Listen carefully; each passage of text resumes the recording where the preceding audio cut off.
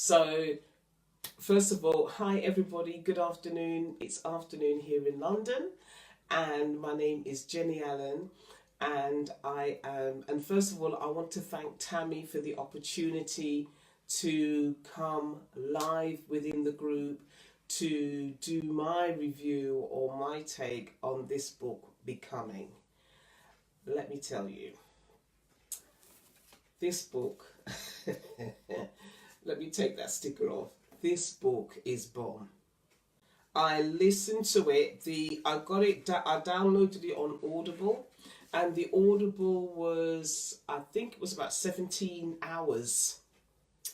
So it's so beautiful listening to Michelle Obama read her book. It's really beautiful for her to read it, and let me tell you, it is a story of hills and valleys, of heartache, pain, lots of laughter, excitement, making history. And I found myself, as I was reading things in the book, I went onto YouTube and was looking at different looking at videos or YouTube videos about specific things that she was talking about. For example, the first night that Barack Obama became president in, I think it was 2008, and what was happening behind the scenes before he came out to make the speech. So I went on YouTube, looked at the speech, listened to that, and I found myself doing lots and lots of digging and research into different aspects that she was talking about in this book. And let me tell you, I think this book for me is one of my favorite books for 2018. This is my book for 2018 because it gives a really good, what I love about it is that she experienced tragedy with her dad, different things of when she went into university. But when you read it, you can see that all of her experiences, the good experiences and the negative experiences, prepared her to be FLOTUS, the First Lady of the United States. The Michelle Obama that we have now is a result of all her experiences, all of her highs, all of her lows, all of her disappointments, all of her pains, all of her tragedy. That's what makes the beauty of the Michelle Obama that we see and admire today. Who we see today is a culmination of all her experiences. And she has indeed shown us her journey of becoming. And my challenge to you, because, I looked at it for myself and I want to challenge you ladies. What is your journey teaching you on your path to becoming whoever you want to be?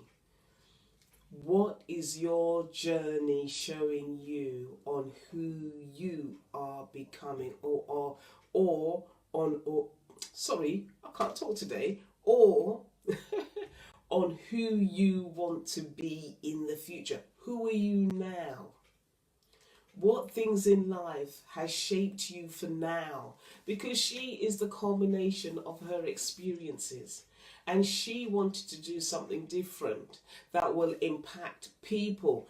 And when she was telling her story about her husband, you can actually see that all the grassroots work, all the love for people, Barack Obama has had that since day one. But the presidency helped him to amplify that. So what we see in the White House is a culmination of who President Obama is from day one.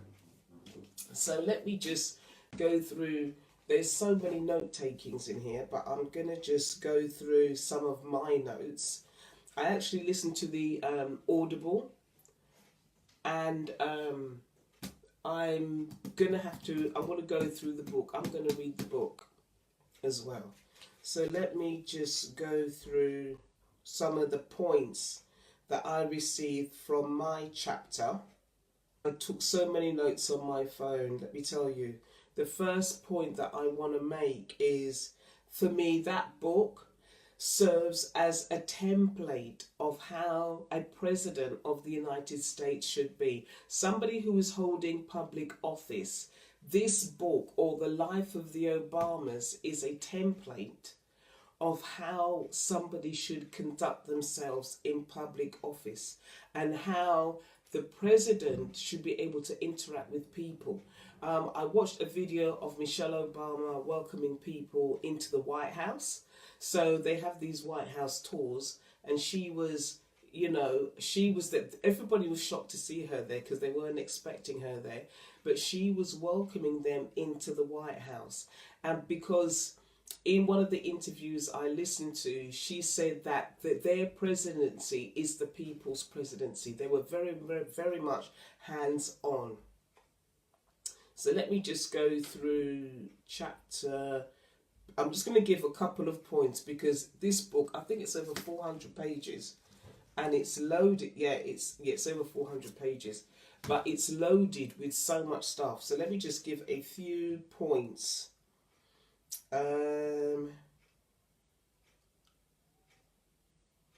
What I loved about, I'm just going to give a few points from both chapters 14 and 15.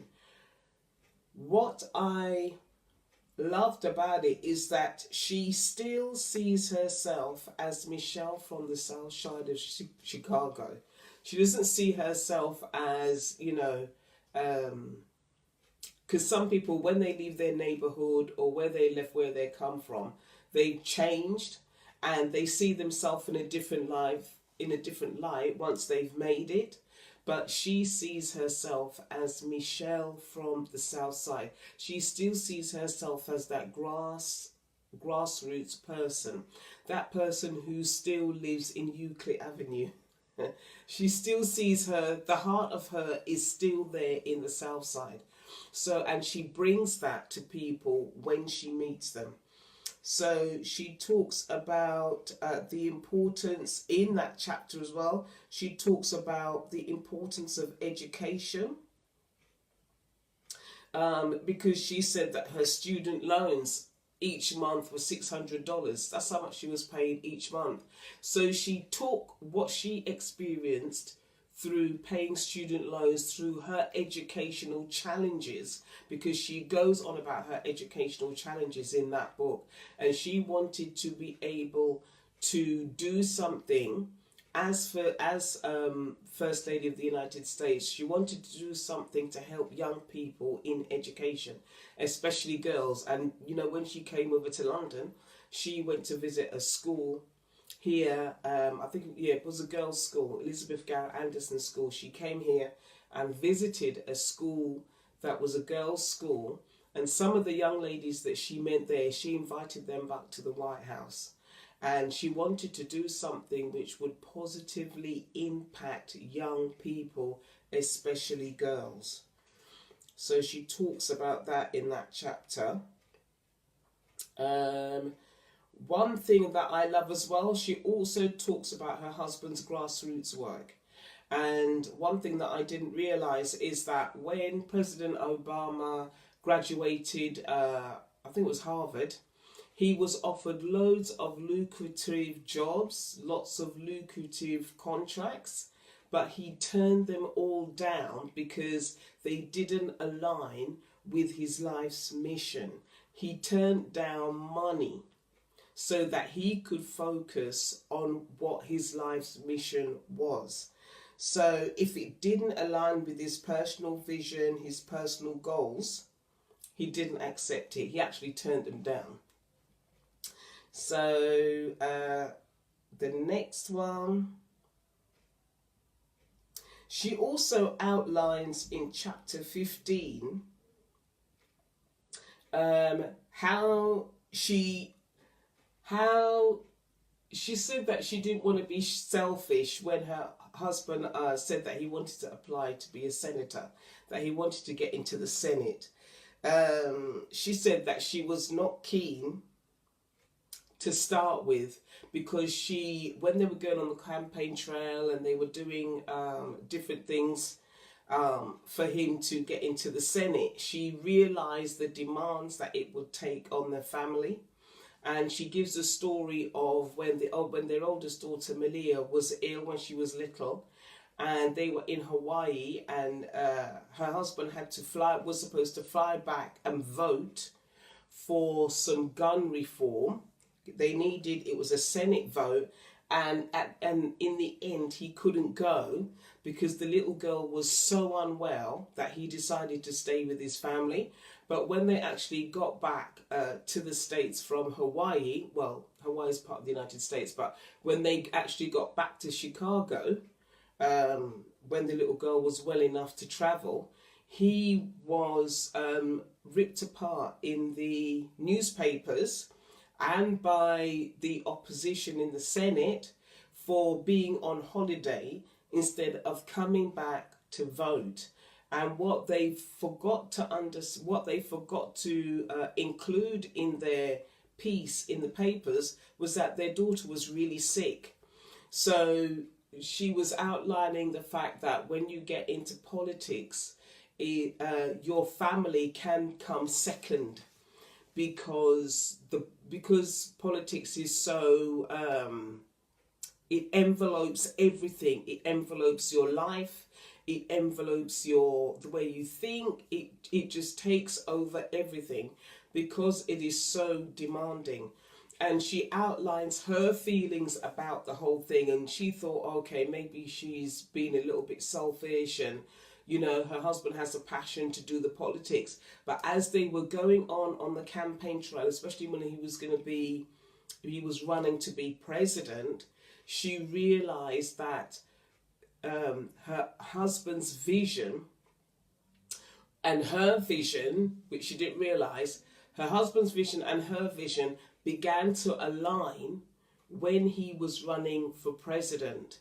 And that actually when he became president, that they were together, they were a force for good. Not only in the United States, because people think that in the United States that, President Obama had an effect there. But actually when they come to London, I've actually spoken about it on Periscope quite a bit. But when they actually came to London, the impact that they had in London was tremendous. And even in Europe, they are a couple that are really, really admired here. It's not just in the United States. In London, they are really loved. They are really appreciated. And when I've gone on some of the videos and looked at some of the meetings that President Obama has had with the Queen, because he stayed in Buckingham Palace, all the comments at the bottom of these videos are people from around the world who say that they really miss President Obama and Michelle Obama. They are a great force for good.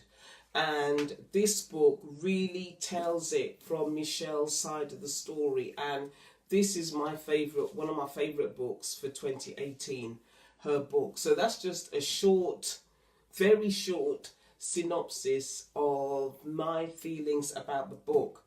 Obviously, as I said before, it's over 400 pages long, and there is so much in there that I can only give a very small review or breakdown of the book, but I would encourage anybody to get this book and read it, because it shows her evolution from Michelle, who lived on the south side of Chicago, her evolution through the death of her father, through the evolution through her going to university, coming out of Princeton, coming out of all her education, working for a law firm and then meeting Barack Obama, getting married, the evolution through having issues conceiving, so she had to go through IVF, all of that. Then President Obama going to the Senate, where he was Senator Obama, and then moving up to the presidency, The whole thing shows it's a story of an evolution of a woman who is making great impact today. And I will really, really challenge any woman. I mean, Michelle Obama's 54, any woman in her 50s, to really read this book and to watch this beautiful evolution of this woman. Okay, so God bless. I hope you gained something from my review. Leave comments below. Thank you, Tammy, for all that you have done in 2018. We appreciate it. And I look forward to reading more books with you in 2019. God bless and have a fantastic day. Okay, bye. See you.